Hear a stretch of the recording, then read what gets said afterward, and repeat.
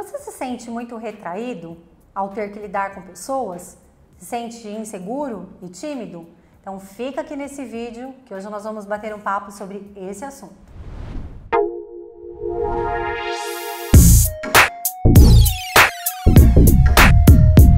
Eu sou Daniel Carvalho, sou reflexoterapeuta e professor de reflexologia. Olá, eu sou Érica Carvalho, sou terapeuta especialista em EFT e professora na CETAR. Érica, o nosso bate-papo de hoje é sobre timidez, insegurança, pessoas que se sentem muito retraídas. Da onde pode vir esses sentimentos, esse padrão de comportamento? Da onde vem tudo isso? Bom, para a gente começar, Daniel, eu vou compartilhar um pouco da minha experiência, um pouco da minha vivência. Eu sempre fui uma pessoa mais retraída, mais fechada, tímida. Era aquele tipo... Pera, Érica, tá muito confuso para mim, Érica. Hoje você grava vídeos pro YouTube, você faz lives. Como assim? Você já foi muito tímida, retraída e insegura? Sim, Daniel, e isso para mim foi um marco durante toda a minha infância e adolescência. Eu lembro que na escola, dia de apresentação de trabalho, quando tinha que falar lá na frente, eu ficava gelada, eu travava, eu gaguejava. Para você ter uma ideia, o meu apelido no colégio era Moranguinho. Por quê? Porque eu ficava vermelha, eu ficava corada. Na verdade, eu até brinco, né? Que eu não ficava vermelha, eu ficava roxa. E eu sentia o rubor na pele e, de repente, meu corpo, meu rosto todo esquentando. Eu ficava muito incomodada. E você se considerava o quê? Tímida, insegura? O que você se considerava? O que você acha que você sentia ali naquele momento? Naquela época, eu achava que era tudo a mesma coisa. Timidez que me levava a uma insegurança. Hoje, eu tenho uma informação diferente. Eu entendo que nem todo inseguro é tímido. Mas que quando a gente observa a timidez, toda pessoa tímida tem a insegurança dentro de si. Então, nem todo inseguro, nem toda pessoa que está insegura, ela é tímida. Mas toda pessoa que tem a timidez também tem a insegurança junto. Tem a insegurança. E se a gente começa a investigar, isso vem lá da infância. De novo, voltamos para a criança interior. De novo, sempre ali voltando na história da criança interior. E por quê, Daniel? No meu caso, eu fui uma criança que não teve o elogio, não teve o incentivo dos pais. Então, eu achava que eu não era boa o bastante. Então, eu tinha meio que uma... É como se eu tivesse uma vergonha de mim mesma. Não podia ser você, né? E antigamente, os pais, eles não sabiam da importância dessas informações para construir a autoestima, né? Sim. As coisas eram de uma maneira diferente. E aí... muitas famílias trabalhavam mais na rigidez, no autoritarismo, né? Então, você vem de um processo assim e por isso que você se considerava muito tímida e insegura. E também retraída. Sim, porque na verdade quando eu tinha que falar, até mesmo falar, para mim era mais tranquilo falar com uma pessoa, mas eu tinha uma dificuldade de olhar nos olhos. Opa, então você não tinha dificuldade de olhar exatamente nos olhos das pessoas. Isso, eu percebo como isso mudou. Eu não conseguia falar com as pessoas olhando nos olhos, eu estava sempre olhando para baixo. Era uma vergonha? Eu tinha muita vergonha, Daniel. Mas era uma vergonha de quem você era ou do que a pessoa podia enxergar? Era algo mais ou menos assim? Exatamente isso. Na verdade, juntavam dois fatores. Primeiro, eu ficava com uma autocobrança. O que essa pessoa está pensando de mim enquanto eu estou falando? E quando a pessoa olhava diretamente nos meus olhos, eu me sentia como se julgada. É como se a pessoa conseguisse ler a minha mente.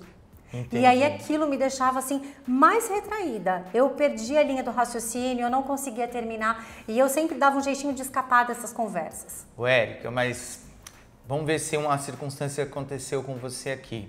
Muitas vezes uma pessoa que ela é tímida e ela está insegura, ela passa um ar de arrogância. Às vezes as pessoas achavam que você era um pouco arrogante? Muito, Daniel. Eu fui muito confundida com uma pessoa arrogante e metida. Eu tinha esse rótulo. As pessoas falavam, inclusive era interessante porque assim, eu tinha dificuldade de fazer amigos, eu tinha poucas amizades, sempre fui de poucas amizades. E as pessoas novas que chegavam, eu queria às vezes até me aproximar, mas eu ficava com medo, né? Um medo de repente a pessoa não querer conversar, me sentir rejeitada também. E aí eu ficava mais na minha. E justamente por eu ficar mais fechada, a pessoa falava, ai, aquela menina é tão metida. Porque você não interagia com as Porque pessoas. eu não interagia. Na verdade, eu não era metida, eu tinha vergonha. Então, às vezes, as pessoas podem fazer uma leitura equivocada, né? Sim. A pessoa, ela é mais tímida, ela é mais insegura e, às vezes, ela recebe um rótulo de arrogante. É delicado isso, né? A gente não conseguir entender o outro lado da história, né? Sim, isso dói bastante, né? Mas assim, aí como que eu fui percebendo que eu precisava virar essa chave? Quando eu identifiquei que todo esse meu processo de timidez, que me levava à insegurança, estava ligado com as questões da criança, eu fui trazendo tudo isso para o consciente. Com a sua ajuda e muita ajuda terapêutica, eu fui conseguindo trabalhar isso em mim. Então, o primeiro ponto que eu tive que fortalecer foi a minha autoestima. Entender que eu era uma boa pessoa e que sim, em alguns momentos eu poderia ficar mais retraída, mais na minha, mas que isso não ia desvalorizar a pessoa que eu era. Isso para mim fez a grande diferença. Eu fui começando a trabalhar isso e me soltando mais. E quando a gente está com a autoestima mais trabalhada, está mais em paz, eu consigo ser eu mesma. Então eu não preciso ter medo do que as pessoas vão pensar de mim. Eu posso me soltando mais. Isso é bacana, mas ao mesmo tempo, quando a pessoa é muito insegura, muito tímida, ela vai se fechar no mundo dela. Aí quando ela tenta, às vezes, sair desse mundo e vencer a insegurança e timidez, e ela não consegue, isso frustra mais ainda. Sim, isso vai gerando ali uma sensação de incapacidade. Eu não consigo, porque inclusive trabalhando, porque eu trabalho com um grupo de mulheres, onde nesse grupo a gente trabalha muito essa questão da timidez e da insegurança. E muitas pessoas acreditam que esses rótulos que foram colocados lá, às vezes na infância, na adolescência, vão perdurar pela vida toda. E aí ela acaba sendo um refém do rótulo, né? Sim, e sim. às vezes as pessoas acabam até sentenciando, ela é metida, não quero papo com ela. Sim. E aí não se dá a oportunidade de conversar e de conhecer a pessoa. Então a gente tem que tomar muito cuidado com não julgar as pessoas, né? Porque a gente não entende o que tem ali por detrás daquela história. Algo que também é interessante da gente, porque quando eu fui taxada muito de metida e arrogante, eu também fazia isso com as pessoas. Então você também acabava replicando aquela informação. Eu replicava essa informação e aí eu fui percebendo que eu acabava fazendo a mesma coisa que faziam comigo. Entendi. Poxa, e aí só o ciclo continuava, né? Isso, ia se retroalimentando. Então eu comecei a perceber que eu também precisava dar a chance de conhecer as pessoas. E várias pessoas me surpreenderam assim, grandemente, porque eu pensava, poxa, parecia que você era tão fechado, tão brava, tão séria, mas você é tão divertida. E eu fui entendendo que esse era o processo, esse era o caminho da gente se permitir ser quem a gente é e permitir também que as pessoas sejam quem elas são. Legal, bacana, Érica. E com o FT você ajuda as pessoas a trabalhar essa questão de timidez, de insegurança, de se sentir retraído. O foco nesse caso é trabalhar, na FT é trabalhar o quê? A autoestima, a criança interior, qual é o foco? Na verdade, quando a gente começa um tratamento, né, se for um tratamento mesmo de acordo com essa queixa, num primeiro momento eu posso tratar ali os incômodos, né, as queixas principais, aquilo que traz para a pessoa de ela sempre ficar com aquela taquicardia, sensações físicas, mas a gente vai fazendo um trabalho mais aprofundado também para olhar para a criança, para ressignificar essas dores e entender que muitas vezes, se ela não teve elogio, se ela não teve atenção, se ela não teve o estímulo, o incentivo dos pais, isso não significa que ela não era uma boa criança. Às vezes, como você mesmo disse, pela questão da criação, né, dos padrões, das crenças, a gente de repente não teve isso, mas também não significa que eu não sou uma boa pessoa. E na verdade as dificuldades que nós encontramos na vida, muitas vezes é aquilo que acaba nos forjando para que a gente possa ser quem a gente é hoje. Então os desafios muitas vezes eles acabam nos preparando para nos tornarmos pessoas melhores, para nos fortalecermos.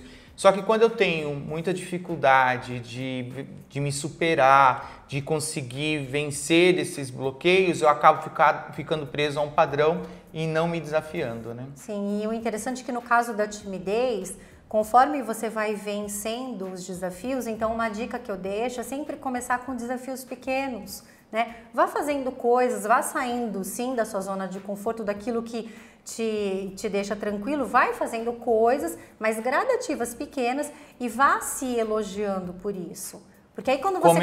Comemorando, quando você olha e fala, poxa, eu consegui fazer de repente uma apresentação na escola, eu consegui falar num grupo de pessoas, isso vai te deixando mais seguro. E aí aos poucos vai progredindo. Que legal, muito bacana, Érica. Bacana esse bate-papo sobre insegurança e timidez. E quem assiste você nas lives, é claro que como seu marido eu conheço toda a história, mas eu já conversei com muitas pessoas que falam assim, poxa, a Érica é tão segura ali nas lives, né? Então você saiu de um padrão de insegurança, de timidez, de retraída, para poder conseguir vencer tudo isso e poder falar com as pessoas, né? Parabéns, viu, pelo seu processo. E gratidão, marido, pela contribuição. Muito bom. Espero que vocês tenham gostado desse vídeo, que ele tenha sido uma contribuição para mais conhecimento, para que possa te ajudar a impactar a sua vida ou ajudar alguém que você conheça. Se você ainda não é inscrito no nosso canal, se inscreva. Ative o sininho para receber as notificações dos próximos vídeos e nos sigam nas redes sociais. Cetar.reflexologia, Daniel.reflexoterapia. E EFT Érica Carvalho. Muita gratidão, um grande abraço e até o próximo conteúdo.